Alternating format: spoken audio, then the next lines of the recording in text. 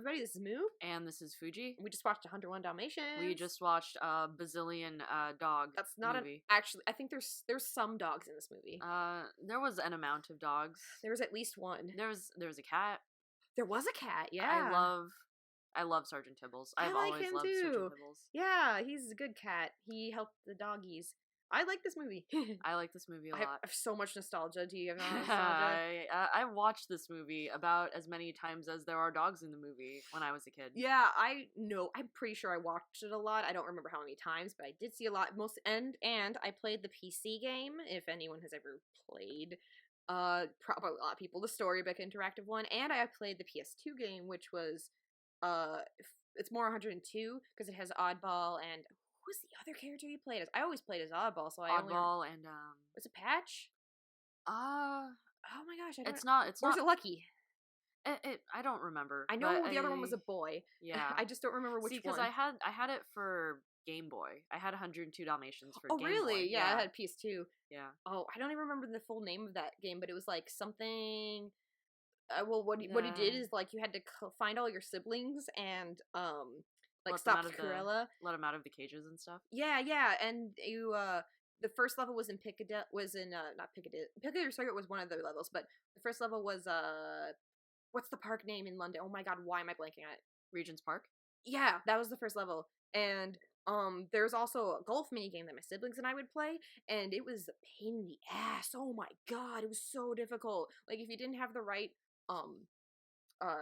swing power, it would launch off the map into the next dimension. If you had too little, it would just like roll 2 feet or even less. And it's just like, it was. I feel like I should play this game. Oh my god, yeah, I should figure out what it's named. I can find it pretty easy. They made a lot of games if you think about it. They have made quite a lot. I think it's 'cause dogs. I mean, like kind of on the other side of the spectrum here, I read the book a lot when I was a kid. So there's a lot of stuff. I'm very happy with this as an adaptation of the book. It is, from what I know about it, sounds like a good adaptation. It's very close, yeah. Adaptation. Adaptation. Anyway, there were a lot of like cute episodes that I think were in the book, and the book did make it seem like they were out running around on the English countryside for a lot longer. But it's a movie that they shorten it up. They also combined Purdy and Mrs. Purdy and Mrs. Pongo. Originally were 2 separate characters. I was telling Moo the story that in the book there's Pongo and then there's Mrs. Pongo. And they actually meet Perdita because she's a stray dog who's wandering around. And they bring her into the household because Mrs. Pongo, understandably, is having trouble feeding 15 puppies. Jesus Christ. And Perdita in the book had recently had her own puppies, so she was able to help feed the 15. But because Disney didn't want to explain lactation, I guess they decided to combine. Also, I think for storytelling purposes, it was easier to combine the 2 characters. Yeah, make a composite character. It works, I think. It does work. Yeah, also, like, the part when after Perdita gives birth and goes on the basement, she's, like, exhausted. I'm like, oh, no wonder you gave birth to 15 fucking puppies. That is a lot of puppies. It's a lot even for a dog, because usually litters are about, I don't know, maybe 4 for minimum? 8, depends. To 8? Yeah, like, so 15 is a big amount. Especially for a first litter. Yeah, so it's impressive, actually, that Pongo and Perdita managed to make that many. And for all of them to live. Yep, for all of them to live. Yeah. Although that was addressed also. Yeah, it was. A bit. It was. Except Roger works miracles. He has miracle hands. He revives puppies and Rub it. writes top hit songs just based on your wife's insane classmates. Looking back on it, like, yeah, Roger has like kind of his own backstory stuff. You know what he was in the book? What? He prepared, I think, taxes. Oh. He was an accountant. Oh. And according to the book, they don't go into detail, but apparently the government owes Roger a very large sum of money, which is why they're able to buy the mansion at the end and move in with their bazillion dogs. You know what? That probably is still the same backstory in the Disney version because they don't elaborate because they decided to focus on the dogs instead of the people, I guess, and time reasons and also money because they blew all their budget on Sleeping Beauty. They totally did. All of it. We notice so much in this movie. Oh my gosh. There's a lot of still frames. Yep, and reused animations. Which the still frames don't really bother me because they're all gorgeous. They all look great. Like there's and okay, this is the other thing that we have to address. So clearly the animation style in 101 Dalmatians marks the beginning of like this weird, sketchy Xerox time. I was gonna say that. Now you've wrecked the surprise. Oh, I'm sorry. Okay, the way that they did the inking for this movie and the following ones, so Jungle Book, Sword in the Stone, The Rescuers, all of those, the pencils were copied using basically, I mean, it was Xerox machines to save on the inking because they lost a lot. Well, they didn't lose. They just didn't have a lot as of money. much. They used all of their money on Sleeping Beauty. Oh my god, you know, looking back on it, you can definitely tell. It hugely shows. And also, I'm going to say something which blew Moo's mind when I pointed it out. Oh, okay. Watch Cruella's car in this movie.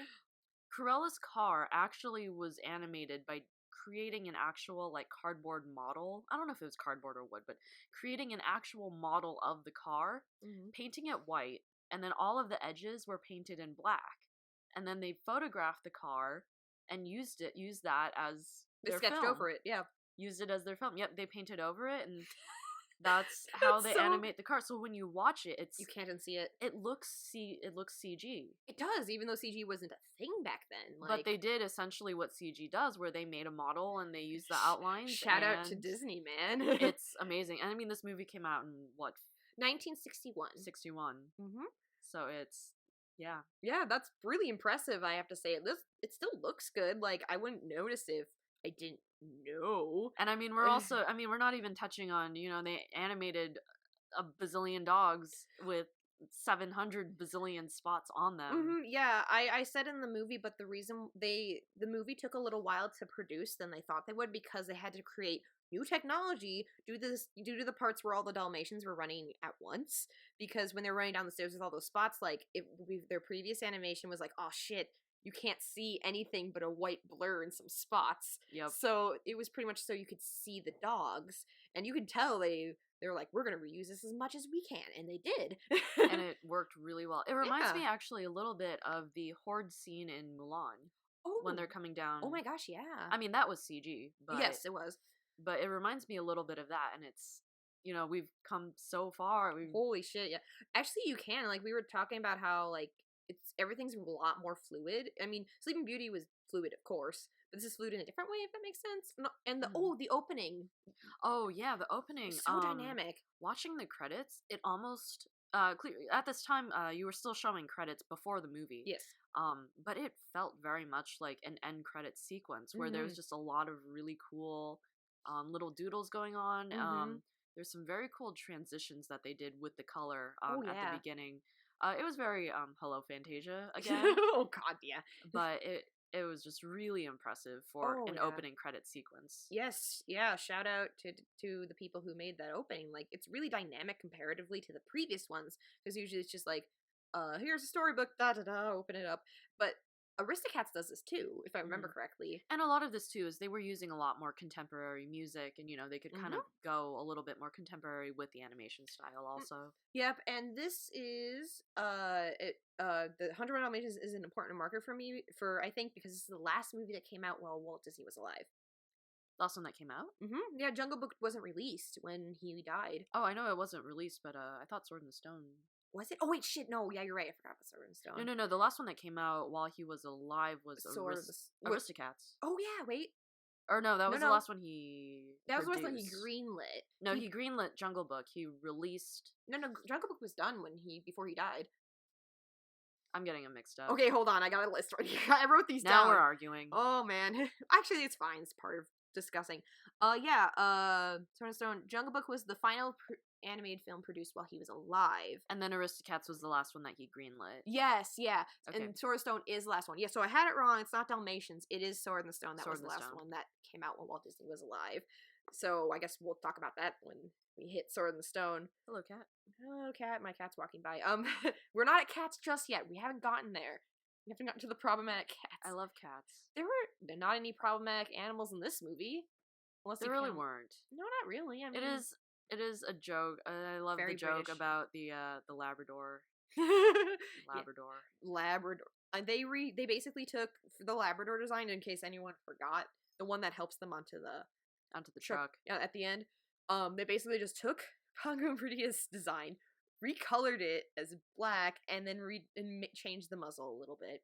Also, congratulations on figuring out how to animate black dogs. Yeah, black dogs. Yeah. Also, well, speaking of which, we saw like at least several different reused designs from Lady and the Tramp, like straight up, like reused. Like this is that was definitely Lady in the Street. That was definitely the dogs in the pound. Like I in think the pet shop window. yeah, and, that's what I meant. The dogs in the pound in the pet shop window, and it was straight up that. I think they just were like, I don't feel like designing any more dogs. Just reuse the ones from Lady and the Tramp as a cameo, which is funny because Lady and the Tramp takes place in America.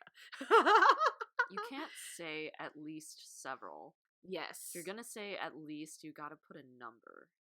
Why are you criticizing my language, Fuji? At least. She's several. She's shaming me. She's grammar shaming me. Who's the English major? It's me. I have the degree. Hey, I can do what I want. I have a degree. All right. Last thoughts on Bajillion Dogs. 100 million dogs. Oh, I liked it. It's a good movie. It's severe nostalgia kick. Yeah, it's very nostalgic. I still like it. If you like dogs, you're gonna like this movie just fine. Like they just act. They look like dogs. I'm just always in awe of the animation in this one. Act like dogs, look like dogs. If you like dogs, watch this movie. Yeah. If you don't like dogs, I guess don't watch it. Yeah. Pongo was one of the first things I learned how to draw, so it's very gets me it's right here. There. Yeah. Yep. I just watched this movie a lot, so there you go. That's pretty much my final thoughts on anything for you, Fuji. I think I'm good. Okay, great. I'm gonna stop petting my cat and stop this. And our next movie is Sword in the Stone. Woohoo!